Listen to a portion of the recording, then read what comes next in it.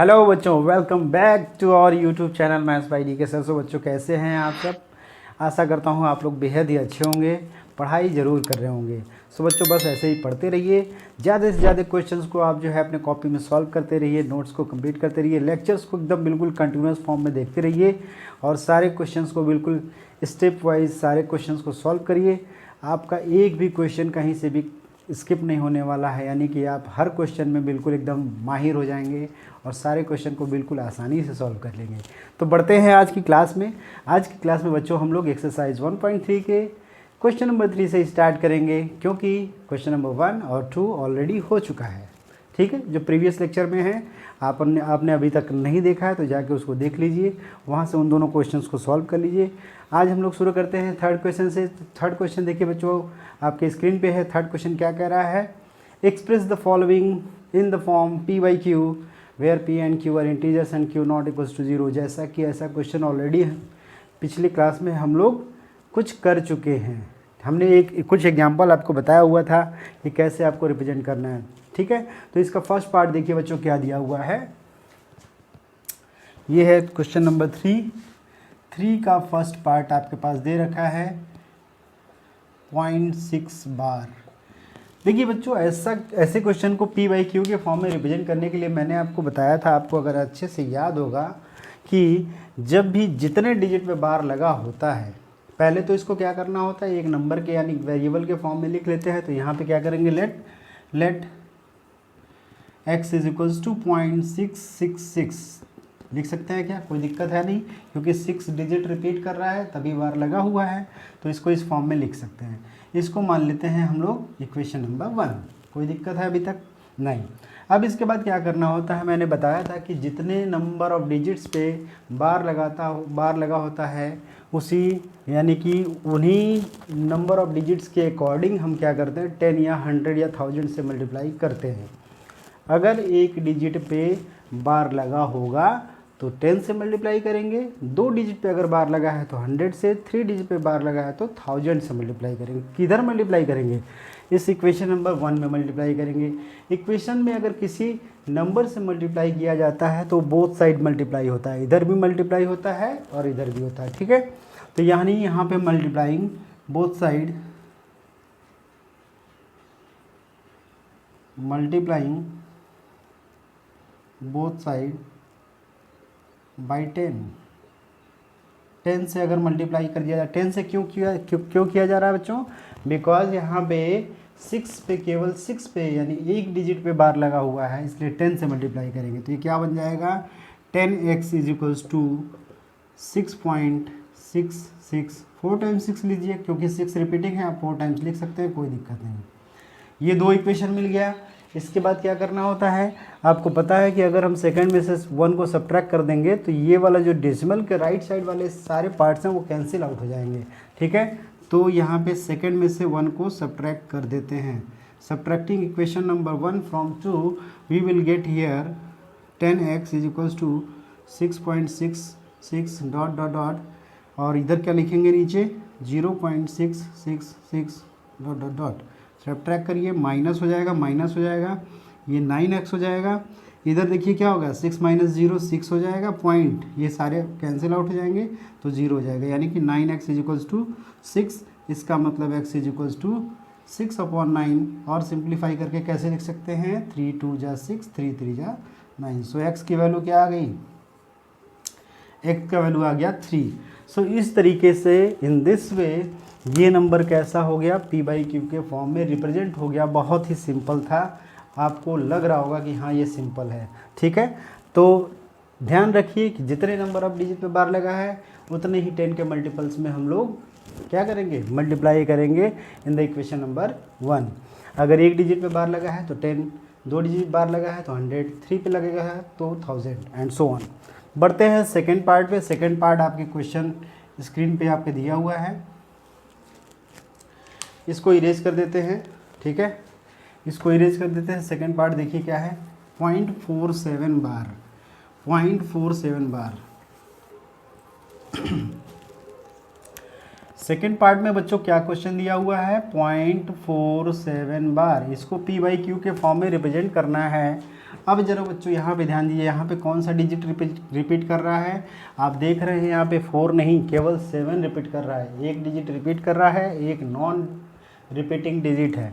तो इसको पहले एक्सपेंडेड फॉर्म में लिखिए। सो एक्स बराबर क्या, हम इसको 4 7 7 7 लिख सकते हैं क्या, कोई दिक्कत बिल्कुल नहीं। अब ज़रा ध्यान दीजिए, मैंने इसमें क्या बताया था कि ऐसे क्वेश्चंस में जब कुछ डिजिट रिपीट कर रहे हो, कुछ डिजिट रिपीट नहीं कर रहे हो, उस केस में आपको क्या करना है, पहले चेक करिए कि कितने डिजिट नॉन रिपीटिंग है कि नहीं। कितने डिजिट नॉन रिपीट कर रहे हैं, मतलब एक डिजिट। तो क्या करिए, यहाँ पे 10 से मल्टीप्लाई कर लीजिए। 10 से जब मल्टीप्लाई करेंगे इस वाले इक्वेशन में, तो ये क्या बन जाएगा 10x, इधर क्या हो जाएगा 4.777 डॉट डॉट डॉट, बन गया इक्वेशन नंबर 2। लेकिन अभी काम पूरा नहीं हुआ, अभी ये डिजिट बचा ही है जो रिपीट कर रहा है। तो कितने डिजिट रिपीट कर रहे हैं, 1 डिजिट रिपीट कर रहा है।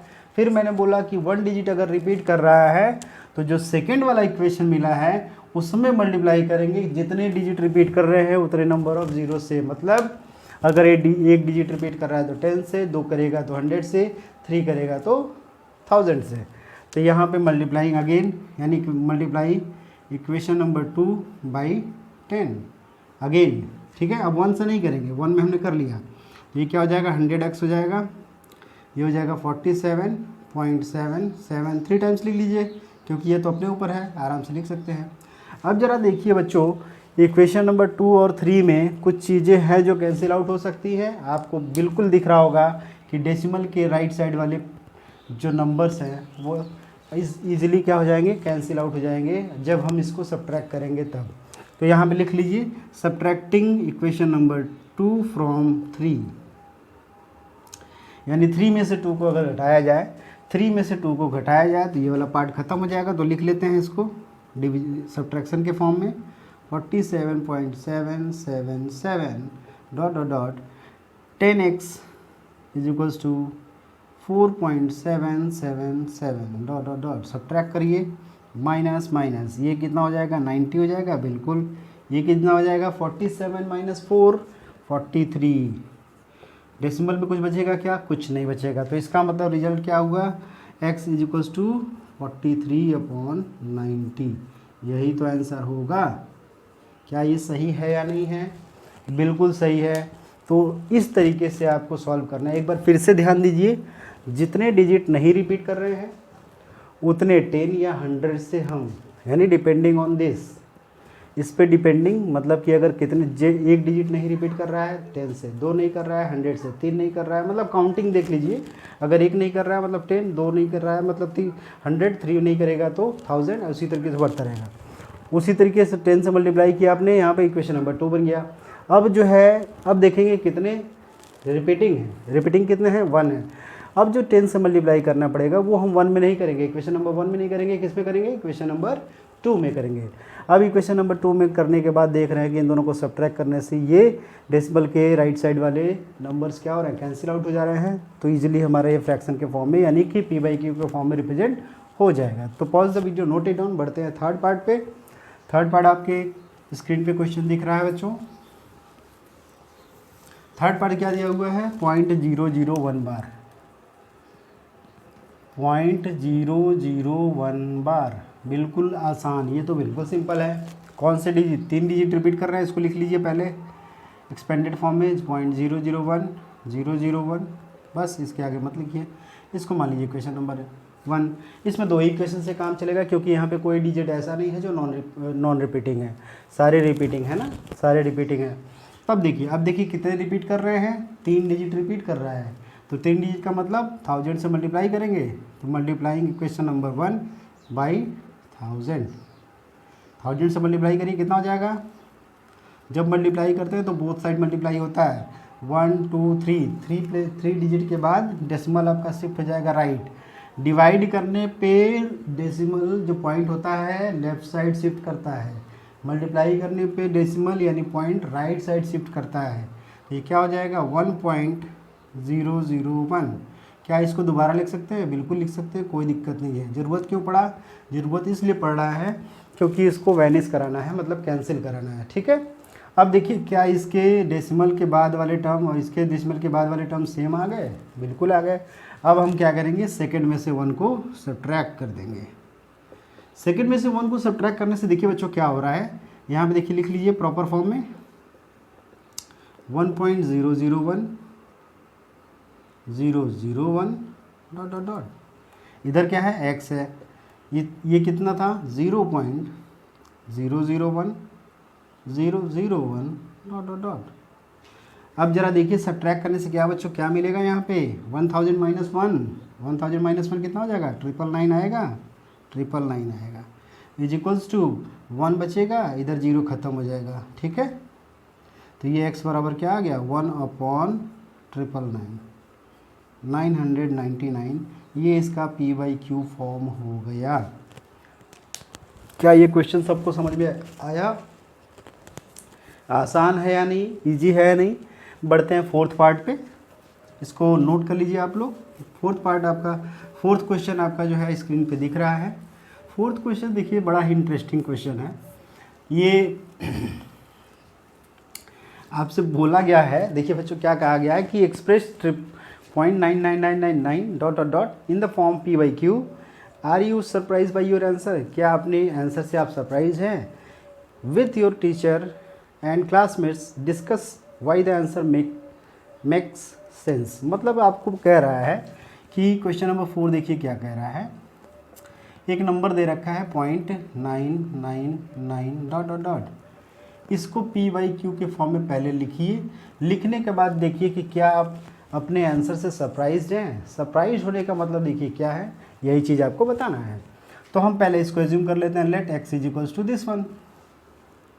अब इसमें हो क्या रहा है, एक्चुअली में 0.9 यानी डिजिट कौन सा रिपीट हो रहा है, x इज इक्वल्स टू एक ही डिजिट तो रिपीट हो रहा है, तो क्या यही है ना, इसी का एक्सपेंडेड फॉर्म क्या है 0.999 डॉट डॉट डॉट। इसको इक्वेशन नंबर 1 मान लेते हैं। कोई दिक्कत है क्या, बिल्कुल नहीं है। अब ज़रा ध्यान दीजिए, जैसे पिछले जो है क्वेश्चंस में हमने किया कि कितने डिजिट पे बार लगा हुआ है, या इसका मतलब कितने डिजिट रिपीट कर रहे हैं, उतने ही 10 या 100 से हम मल्टीप्लाई करेंगे, ठीक है।